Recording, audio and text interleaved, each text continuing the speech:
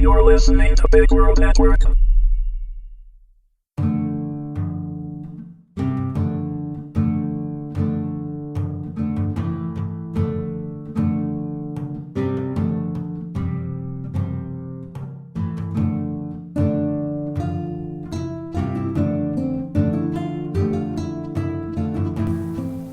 Skyfire, Episode 4, written and read by Arthur W. Johnson. And yet ye shall again depart and conquer lands both high and dry, but stay ye near the many streams that flow to me neath one vast sky. Seamus thought it was odd to have dreams within his dreams, but that was indeed what was happening to him. He was reliving his journey and the dreams that accompanied him along the way. Once again he dreamt as he slept during the voyage to the New World. It had been drizzling for hours, but was now turning into a cold, heavy rain. The weather reflected Seamus's mood. He kept going back and forth between reliving the rage he had felt for the monster when he pulled the trigger to the futile feeling of total loss when he thought about Patricia's rape and death. Seamus paddled his coracle to the bank of the River Shannon and climbed out. He dragged the little hide boat out after him and lifted his hastily assembled pack to the soggy grass. Grasping the seatboard, he upended the willow-framed craft over his bundle and himself to ward off the rain. He was accustomed to being caught out in the rain. That didn't bother him much, but he was tired and had been wet for so long that he decided a rest wouldn't hurt. Besides, he thought, I have a pretty good head start if they are after me. As he began to doze, the memory of the looks competing for dominance on his father's face as he told him what he had done came flooding back. That aged face had looked sorrowful when Seamus told his father about Patricia being taken by Lord Mayfair. Then it turned worried as he related how he had confronted the man. His father looked proud when he thought about it some more. The corners of that toothless mouth between the hooked nose and the upturned chin had appeared to smile as Seamus disclosed the final outcome, but then the worry and sorrow reappeared in his brown eyes as thoughts of the consequences surfaced. Seamus shivered under the little hide boat at the loss of Patricia came crashing down on his soul. He wept uncontrollably until he fell into a fitful sleep. He had known the instant he pulled the trigger that he would have to leave Athlone forever. The laws were clear and harsh. Killing an Englishman, let alone a lord, was punishable by immediate death. He hoped and prayed that his father would not be punished in his stead. Perhaps, he thought, that was the reason for the look of worry on his face. No, that couldn't be right. He knew his father well enough to know that his only concern would be for Seamus. He felt the love that his father held for him, and with that thought he finally fell into a deep sleep under the coracle. It could not be a dream. He could feel the warmth on his face, but there was Father O'Connor beckoning to him to follow. The old man had a contented look on his face, and for the first time in Seamus's memory, his hair was neatly parted to one side. But was the sunset such a warm thing that he could feel it so intensely? He had never been so close to the fire in the sky, so he couldn't say. But if it felt that good, then he would gladly follow. I'm coming, Father, he said as he sat up. The motion stirred him back to reality. It was still the dark of night, but there was enough light to see his coracle leaning against a tree several feet away. The light danced across the hide bottom, and he jumped to his feet, swinging around. A fire! But who? The small man sitting on the stump pulled his stubby pipe from his teeth and raised a hand in a show of peace. You were moaning something awful, lad, he said, nodding toward the tree. Underneath that coracle you were. Did you have a mishap then, lad? Seamus scratched his head, looked at the boat and back at the round-faced man. He was still in a state of bewilderment, but the memory was coming back. The rain, he said. I was on the river in the rain. When it got too hard, I landed and covered myself with the boat. Aye, wise thing to do, the little man said. I don't mean to pry, lad, but what were you doing on the river in the rain, and in a craft seldom seen in these parts any more? Seamus hedged on the first part and hoped that he could distract the little man with the rest of his answer. My father taught me to build the coracle, he said with pride. He said it was an ancient design mostly used in Wales now. Aye, 'tis true, the little man agreed, inviting Seamus to continue. He helped me build it just last week, Seamus lied, for in truth he had made it himself the day before only a few miles south of Athlone.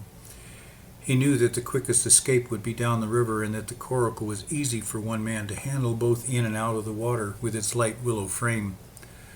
His father had taught him to build the coracle many years ago. Fahey had given him the hide as he left the cottage.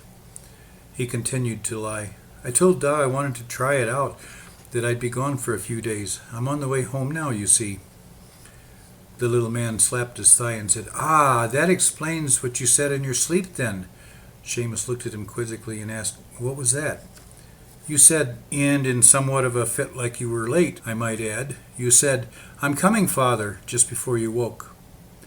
The phrase had stuck in his mind from the dream, with the phrase as the memory of Father O'Connor standing among the fiery clouds beckoning him to follow. Seamus wondered if heaven was as wonderful as the father said that Seltz believed it to be. If so, then his friend and mentor was truly content. He suddenly realized that the little man was speaking to him again. It occurred to him that he would have to be careful about daydreaming because his expressions often gave away his thoughts. "Forgive me," he said, "I didn't hear what you said." "I asked where you were from," the man repeated, his pixie-ish face showing concern. Seamus had been afraid of that question. He'd never been outside of County Westmeath before. He had to search his memory. Surely there was some place his father had told him he had traveled. Guarding his expression, he recalled a trip Fahey said he had made long ago. "Castle Connell to the south," he said. He recalled that it was on the banks of the River Shannon, a logical place for this trip to start and end. He appreciated the soft-spoken man's aid with the fire and friendly conversation, but he was becoming agitated by the questions. He wasn't sure how long he could continue without making some sort of slip. The stranger tapped the loose ash from his pipe and tamped the rest of the half-used dottle with the stub of a darkened finger. As he relit it with an ember from the fire, he peered at Seamus from under his shaggy brows. Seamus could see that he was doing some serious thinking. He began to doubt the wisdom of choosing Castle Connell when the man bent forward and laid the ember back in the fire. Seamus thought of Patricia. Their love had been like the ember on the end of that twig, growing with each passing breeze, ready to burst into a blaze of passion, but it had subtly been snuffed out in the cold, uncaring sands of life. As the stranger squared himself on the stump, he said, "I'm from Limerick myself." He cleared his throat, crossed his legs, and put the pipe to his lips, and waited for Seamus to speak. When he didn't, he blew out a wad of smoke and continued, "It's just a short stretch of the legs from Castle Connell, you know." He sat puffing and staring through the smoke. Seamus knew there was a message in what the little man had said, but he didn't understand what it could be. He seemed to be playing cat and mouse with Seamus, and it was working, for he was shifting uneasily as the little man said, "I know everyone in Castle Connell, lad." Seamus's spine tingled. He had been caught in a very ingenious trap with no escape. "If you've not committed a crime, lad, there's no reason to worry." Seamus discovered a few hairs on the nape of his neck that hadn't stood up with the man's previous statement. His mind was racing. What could he say that wouldn't trap him further? How much did this little man know? The thought of Lord Mayfair, slumped, cross-eyed, and lifeless, flashed through his mind. Committed a crime? Yes, he had done so, and with good cause. But would this man agree with his reasoning? Was he a British sympathizer or a true Irishman? How could he broach the subject without convicting himself? The firelight danced across the little man's face as Seamus studied his features, looking for a hint of his loyalty. The man's silence made him feel rushed. He had to say something soon, or the mere silence would be his judge. Test the water, he thought. That's what Father O'Connor had taught him. If you're not sure of an Irishman's loyalty, test the waters. Ask him in Gaelic if he's Irish. The young ones might not know the phrase, but the older ones will. If they're true, they'll answer in Gaelic. If they're not, they may caution you. If they're not sure about you, they may look around to see if anyone heard, then reply. Seamus cleared his throat as he summoned his courage. He bared a verbal toe and dipped it into the surface. "Are you Irish?" he asked in Gaelic. The little man seemed to be enjoying the nerve game. He divided the three possibilities, for he did not immediately answer, caution, or look around. He just stared at Seamus through the smoke in the same level stare. Seamus sat cross-legged, pulling at a tuft of grass, waiting, staring back at the face that was finally starting to show some humor. The corners of his mouth turned up in a smile, and Seamus felt a huge relief. Finally, the man replied in Gaelic, "Of course I'm Irish, more than most. I long for the good old days and the old ways before the English ruined them." In English he asked, "Why do you ask?" Seamus lay back in the damp grass and looked up at the fire's light playing among the oak leaves, thankful, or at least hopeful, for an ally. "Because," he quietly said as he hefted himself onto an elbow, "last night I killed an English lord." There was something about the man's look that was akin to triumph as his eyes sparkled in the firelight. Then his expression changed to doubt. As Seamus watched the features flicker in the light, he made up his mind to never be caught without a plan or a ready answer. He realized how lucky he had been this time. "I should say you have plenty to worry about then, lad," the man said as he knocked the remaining ash from his pipe and looked at Seamus with a furrow plowed deep in his brow. "What will you do and where will you go?" he asked as he pocketed his pipe. Seamus looked at him forlornly and replied, "While you were talking and asking questions, it occurred to me that I hadn't given it any thought. I just took to the river for speed, but it'll run out soon." The little man scratched the underside of his chin with the back of his fingertips. Seamus could see that he cared about him, or at least as a fellow Irishman. He realized how many other people had cared over the years, and he'd repaid their kindness by having to run away. He could never do the deeds that ought to be done as special thanks for their kindness. A door had closed behind him, and the draft had sent a chill along his whole being. He caught a mental glimpse of a girl in a pale blue dress with a white lace at collar and cuffs that made her violet eyes stand out like cornflowers on a clear day, and the feeling of remorse intensified. "Lad, are you listening?" "I'm sorry, I was thinking of home." "I could see that you were leagues away. I asked if you have given any thought to the New World." "I can't afford the passage," Seamus replied, "and I'm not prepared to swim that far." "Aye, lad, but you could work for your passage."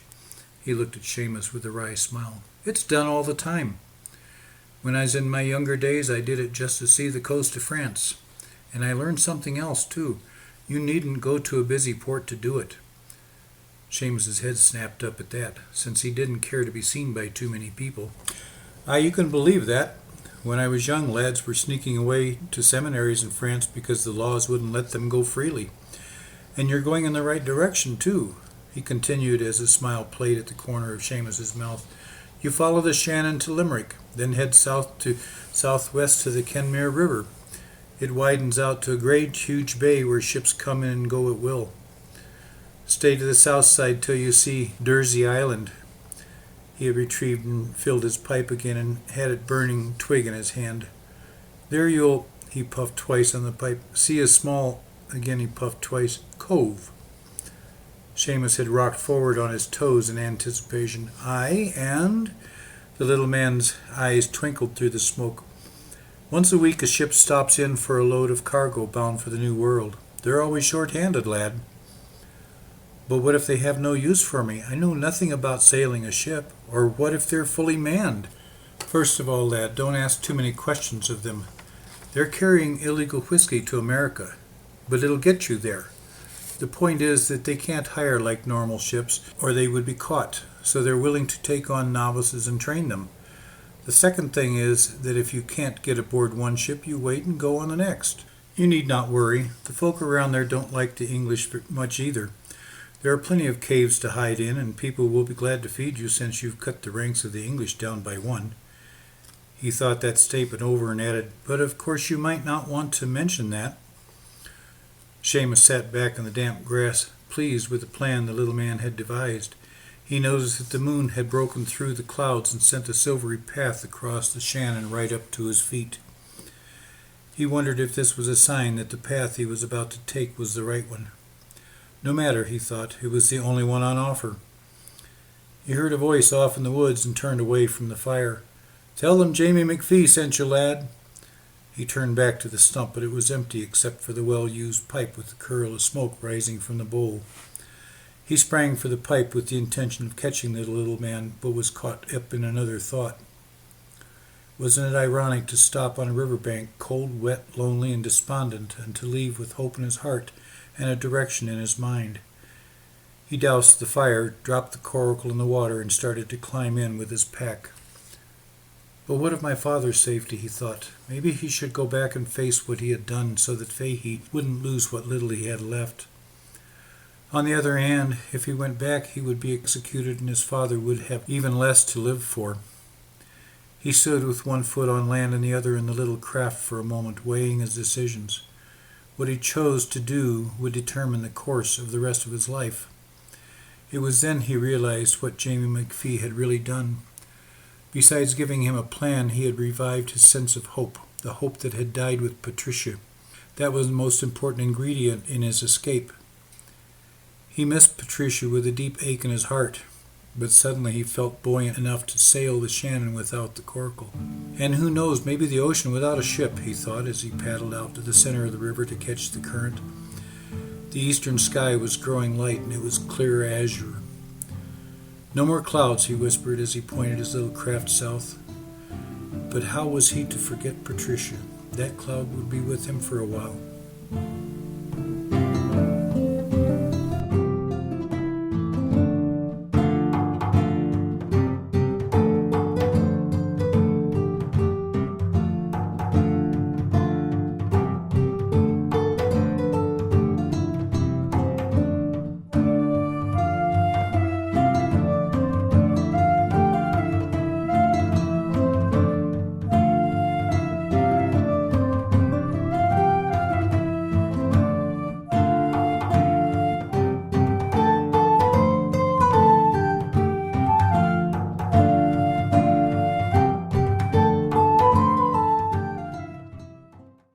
Music by Kevin MacLeod. You're listening to Big World Network.